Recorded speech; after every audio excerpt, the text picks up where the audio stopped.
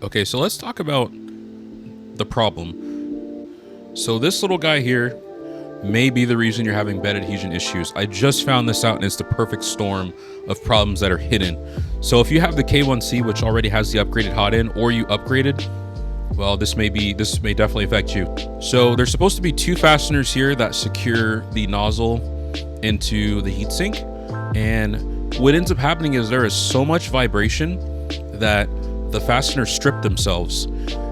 When I took this out, I noticed because what caught my attention was the fastener on the left side here just fell out with the thread still attached.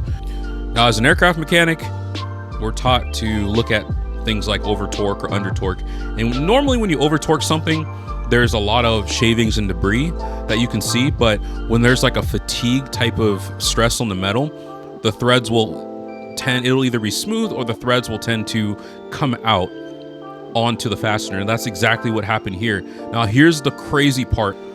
The silicone heat sock, while this is definitely critical to the function of keeping the filament at the proper temperature, the problem is, you guys are probably already catching on, it holds that fastener in place.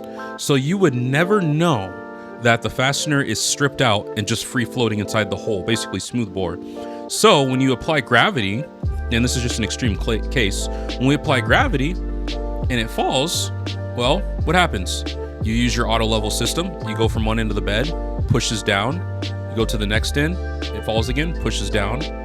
You see what I'm saying? It's falling, see? It's pushing. For me, it was on one side. One side was always higher, and on the back of the bed with the biggest warp, it would not adhere completely. And then I started thinking, I just bought a tungsten carbide nozzle for this thing, which was not cheap. I just bought another bed, and then I ended up buying another just hardened steel nozzle, thinking that the Dura nozzle that I bought on Amazon was just not good, which it was. It was a great nozzle.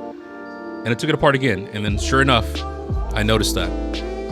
So if you're having bed adhesion problems, double check, take off your heat sock here, and double check the fasteners. Again, there's usually two spacers here. I don't have those in there just for the sake of the video. Double check your fasteners here, and I guarantee you, they're probably stripped out. Let's see if we can see the holes. Might be a little hard. You see the threads in there? It was just shaving. The vibration was just shaving. So whatever material they made this out of, it needs to be improved, because that's a problem. That is a definite problem. And the fasteners, this is the frustrating part, right? So again, look at this. Look at it's already holding it in there, right? Because the heat sock. You would never know. Especially with that spacer in there, you would never know that it's not making any kind of contact. So move our heat wires out of the way.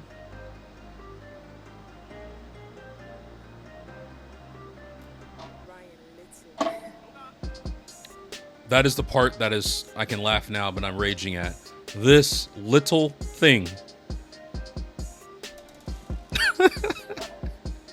So yeah, please double check. And if you have just the standard K1 without the upgrade, I don't think this affects it. If you have the Max, I believe it has this as well. You need to check that before you throw the printer in the trash or you rage. Just check it. In fact, I just ordered a bunch of these, which wasn't cheap, with these already ready to attach, because it's a wearable item. I haven't found out yet what can be done to kind of aid that and protect it. I don't want to put Loctite on this for obvious reasons, because you have to be able to take it back out. Or you could just treat it as what we call a line replaceable unit in the field on aircraft, where you can take the entire unit out, replace it. So I could always treat them as an LRU, but that's a very expensive LRU, and those of you that, if you're into the budget mindset of printing, you may not want to do that. So yeah, I hope this video helps some of you guys. Alrighty folks, so here's a demonstration, just so you know I'm not totally making any of this up. Believe it or not, before this is basically an extrusion test. I was not able to print the 20 and the, where was it? Here it is. The 20, I was not able to print very well at all. It would just print in the air.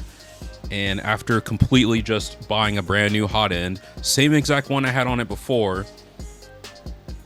it's printing these just fine. So just this one here. That one's actually pretty decent. Okay. So yeah, if you're having any extrusion issues that don't seem to go away even after changing the nozzle, first thing I would say is I hope that when you guys do change the nozzle, you identify, or you're able to at least see that fastener fall out. I guess in my case, it was hanging on by one last thread, quite literally, and it fell out when I took it apart the second time. So yeah, hopefully this helps you guys. If not, please, you know, shoot me a comment and I'll see if I can help.